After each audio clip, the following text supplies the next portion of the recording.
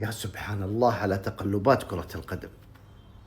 فنيًا أي واحد يفهم في الأمور الفنية بيقول لك نقطة ضعف الهلال اللياقة البدنية، نقطة ضعف الهلال الشوط الثاني.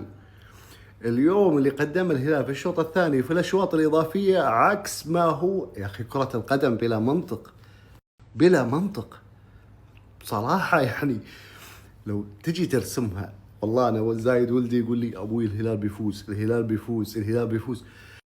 قلت له أنا أكلمك فنيًا، فنيًا يعني انتظر مباراة يتجلى فيها سالم، يعود فيها متروفيتش، يثبت حسان تنبكتي. شوف هذه الاسماء اللي كلها افتقدها الهلال.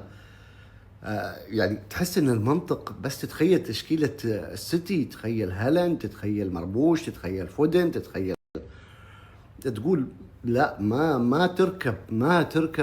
ما تمشي. انت تعرف اخر مرة تعرض فيها السيتي لرباعية كانت قبل 7 سنوات امام ليفربول بنفس النتيجة 4-3، منافسه الكبير على الدوري الانجليزي.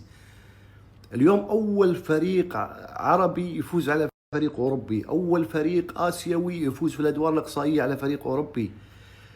انت امام بطلين من ابطال دوري ابطال اوروبا، تعادلت مع ريال مدريد وانتصرت على السيتي. ماذا تريد؟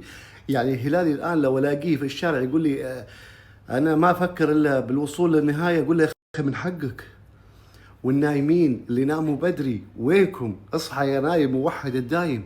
وانت يا هلالي افتخر من اليوم وباكر وامس والسنين القادمه. هناك من يعمل من اجل الهلال، انهم الغياره اللي ما تركوه ووقفوا معاه، اولهم اللي في المدرجات في امريكا. يا الله يا الله، احلى صباح على احلى هلاليين، وكل عام وانتم بخير، لان هذا يوم من ايام الاعياد بالنسبه للهلاليين. عشاق السيتي في الوطن العربي نقول لهم هارد لك، وعشاق الهلال اقول له مبروك وافتخر. وقالها عامر في يوم من الايام، دامك هلالي يا حظك، دامك هلالي يا بختك. رفعوها الرايه. يا سلام يا سلام.